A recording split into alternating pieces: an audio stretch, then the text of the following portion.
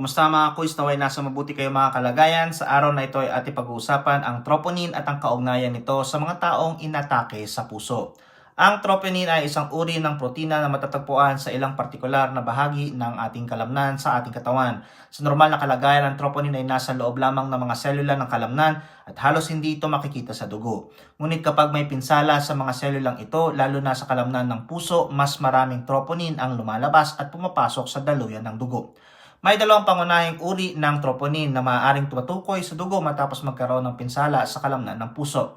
Nandiyan ang troponin I, matatagpuan lamang ito sa kalamnan ng puso, at ang troponin T na matatagpuan din sa ibang uri ng kalamnan, ngunit sa napakaliit na dami. Gayunpaman, ang anyo ng troponin T sa kalamnan ng puso ay bahagyang naiiba sa ibang bahagi ng katawan. Sa kaso ng atake sa puso, ang antas ng troponin sa dugo ay mabilis na tumataas sa loob ng 3 hanggang 12 oras na umaabot sa pinakamataas na antas sa loob ng 24 oras at nanatiling mataas sa loob ng ilang araw.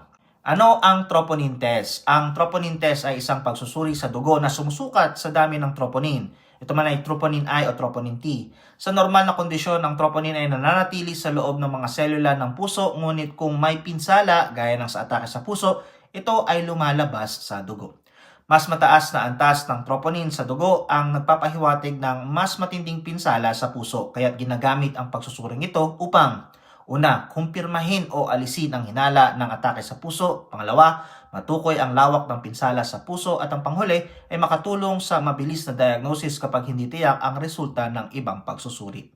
Ang mas bago at mas sensitibong bersyon ng pagsusuri ay nakakakita ng mas maliit na dami ng troponin sa dugo, kaya mas mabilis itong nakakapag-diagnose sa mga doktor ng atake sa puso.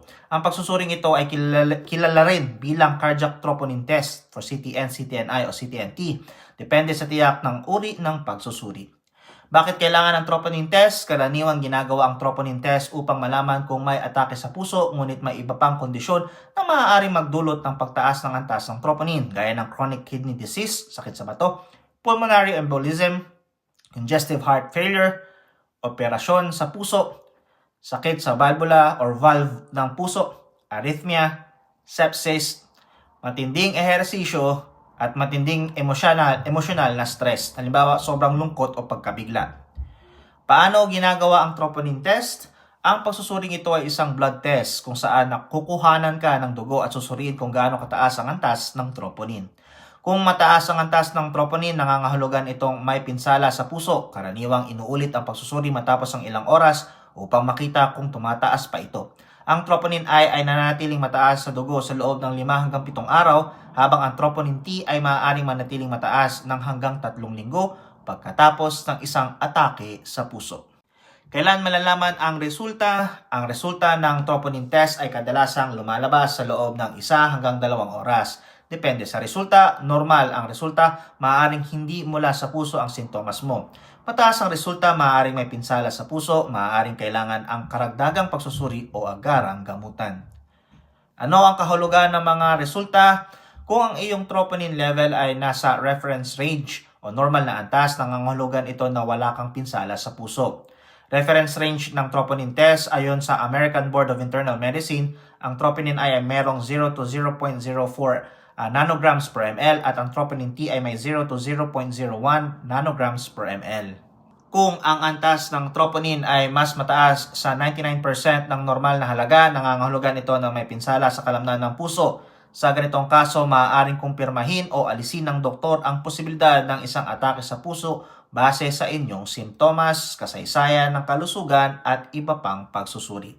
Iba pang sanhi ng mataas na troponin levels, nandiyan ang operasyon sa puso, impeksyon o pamamaga sa puso, cardioversion o yung electric shock treatment para sa abnormal na tibok ng puso. Bilang konklusyon, ang troponin test ay isang mahalagang pagsusuri upang matukoy kung may nangyaring pinsala sa puso, lalo na sa mga hinihinalang kaso ng atake sa puso.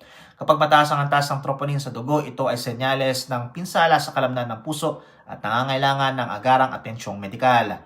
Kung may tanong ka tungkol sa iyong resulta, makipag-ugnayan sa inyong doktor upang mas maipaliwanag ang kahulugan nito at ang susunod na hakbang sa iyong gamutan.